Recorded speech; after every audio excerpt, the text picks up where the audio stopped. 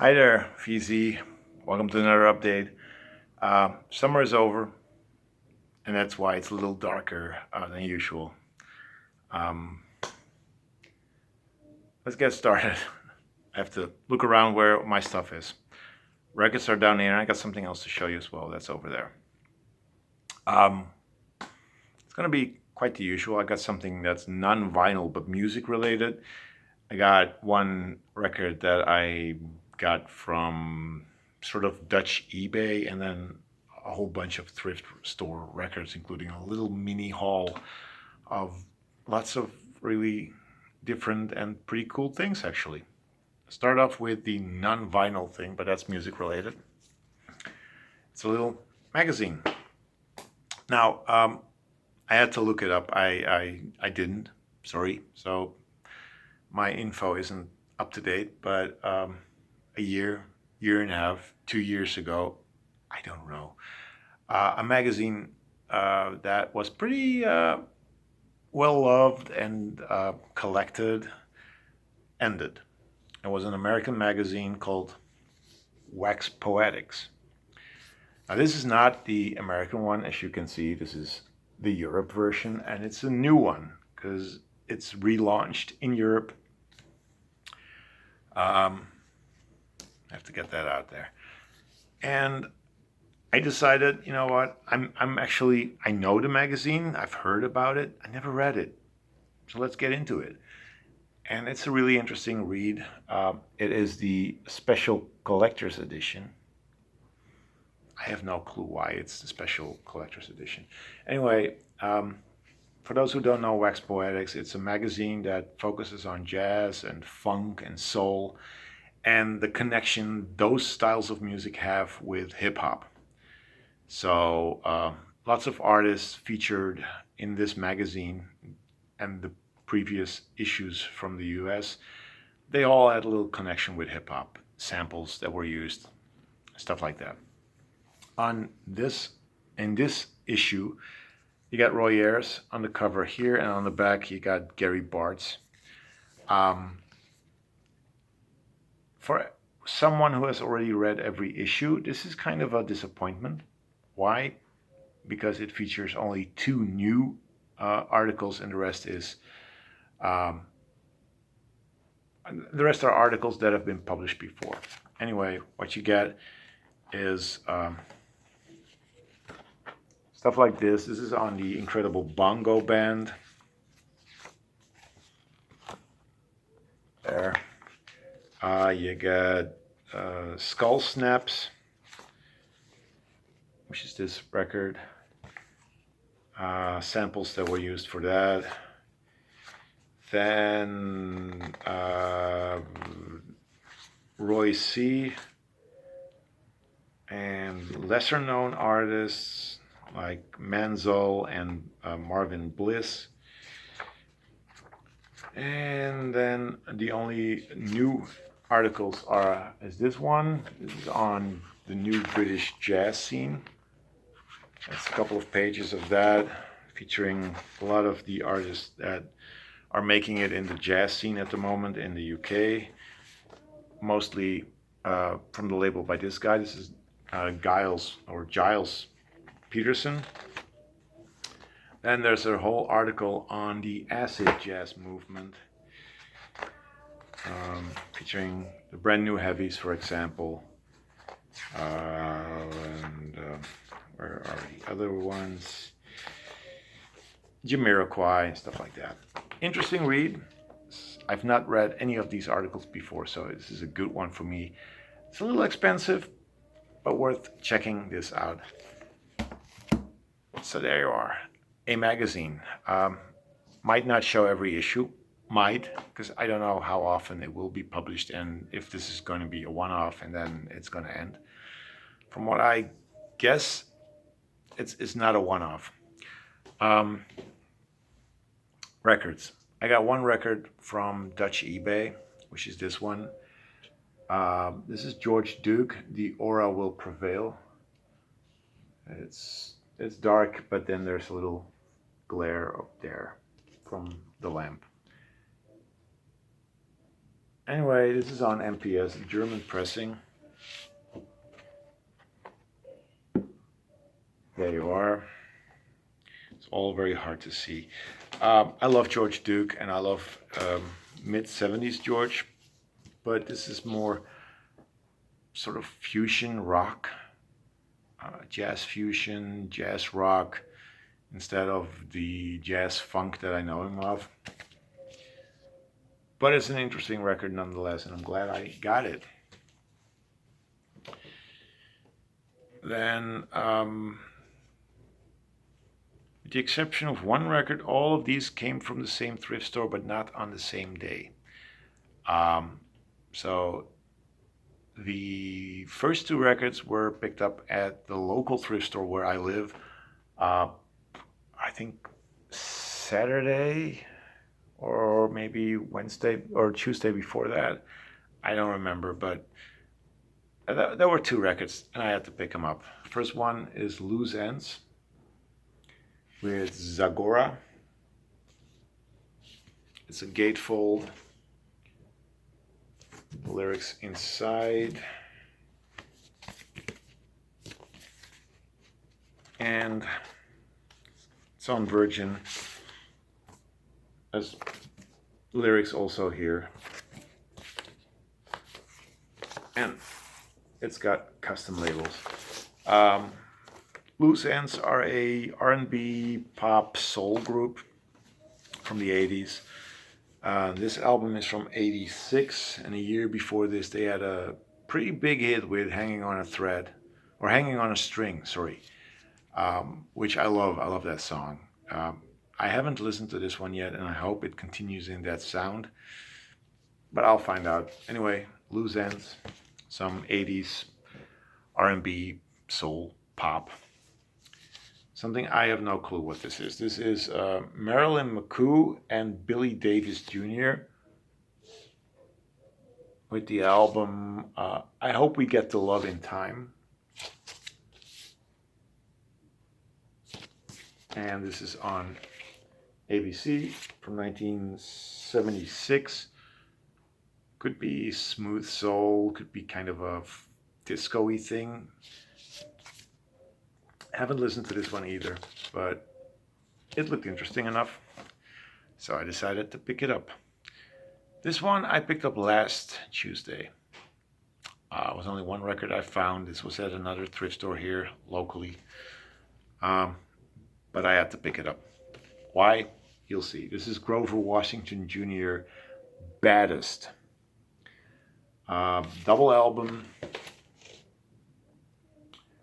of jazz funk, soul jazz greatness on the Motown label, and I need to do it like that. This is a US pressing,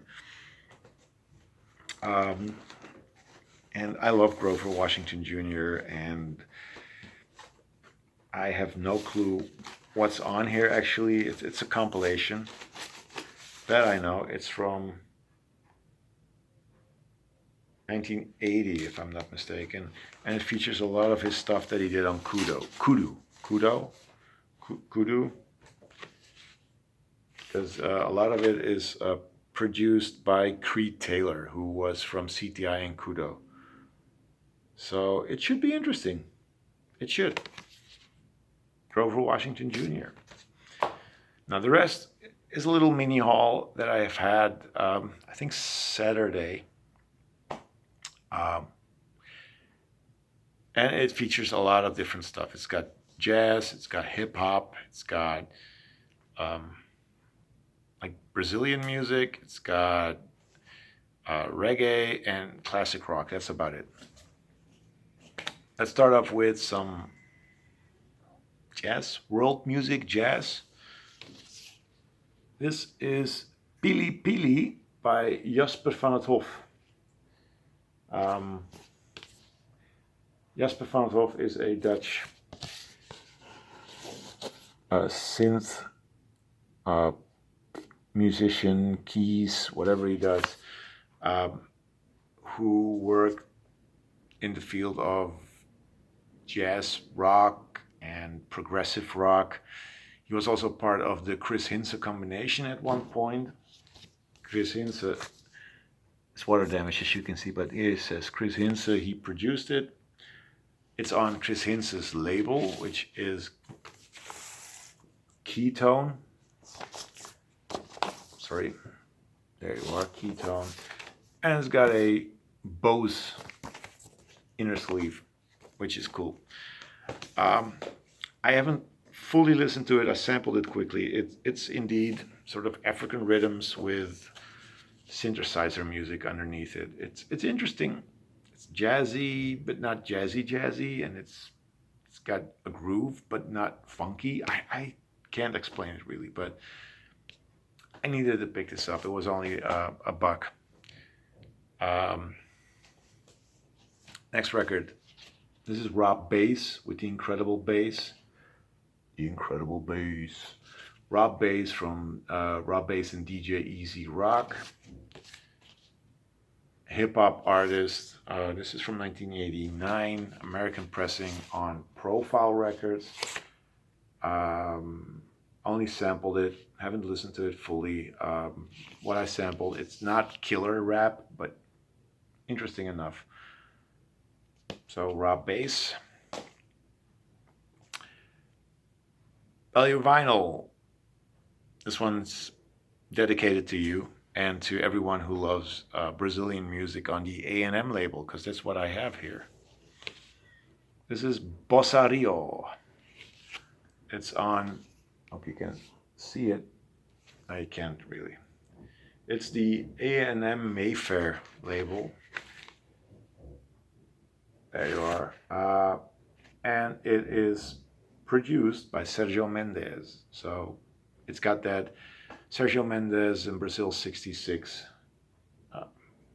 sound, probably. If you love that sound, and I do, this is really an interesting record for you.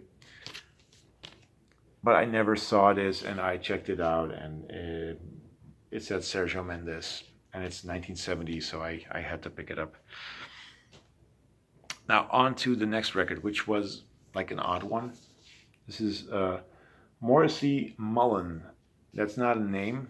Well, it's two names actually. It's the name for Dick Morrissey and Jim Mullen. They did this album together. It came out in 1982. Yeah, 1982. But the funny thing is, it's on the Beggar's Banquet label. So I had no idea what to expect. Beggar's Banquet to me is known for Gary Newman and Bauhaus. So it's new wave, synth pop, goth. That's what I know them for. This is not anything like that. This is 80s jazz funk. The album is called Life on the Wire, and sampled it quickly. It is pretty damn cool, funky jazz funk from the UK, if I'm not mistaken, and it's from the 80s. What more do you want? This is good stuff. Surprised me, that one. I thought it was Beggar's Banquet. I would have picked it up anyway if it was goth or new wave, but it's jazz funk. Right up my alley. Then I've also found this one. This is Third World with Journey to Addis. I know this sleeve. I've seen it before, and I just had to pick it up. It's from 1970 something, 78. It's on, oh, I have to show that, the Island label. Most reggae that was released in the late 70s, early 80s came out on Island. A lot of it came out on Island. Fat City Final, he can probably, explain more about this group. I'm not that familiar with it, but I just had to pick it up. The lighting quality is bad, so I'm really sorry for this shitty video, but I got 2 more records to show and then I'm done. The next one, this was another surprise. It was in the shrink, but it's pretty water damaged. I had to get it anyway. This is the Best of Island. Why did I need to get this? Because it's on the Pink Island label, and I love that label. Plus the fact that it's got an awesome lineup. What you get is Jethro Tull, Spooky Tooth, Free, Art, Tramline, Traffic, Fairport Convention, Nirvana.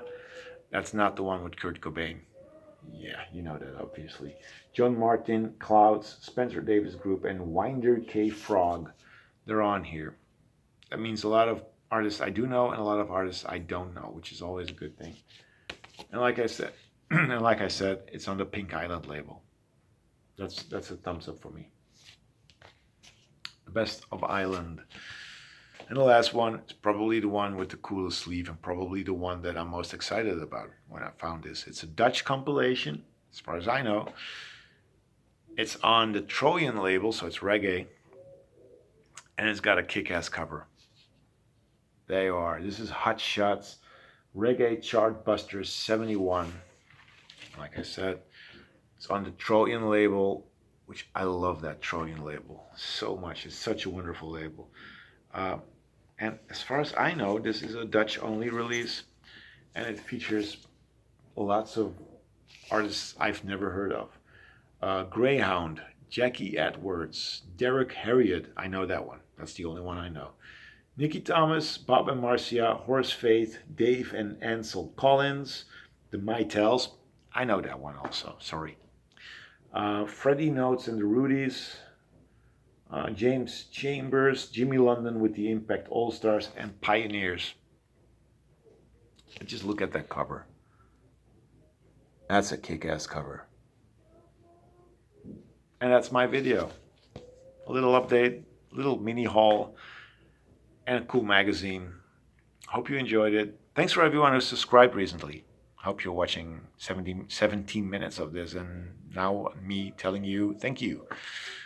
Not really cool. I should have done that before. But thank you everyone who subscribed and watches and comments and give thumbs up and stuff like that.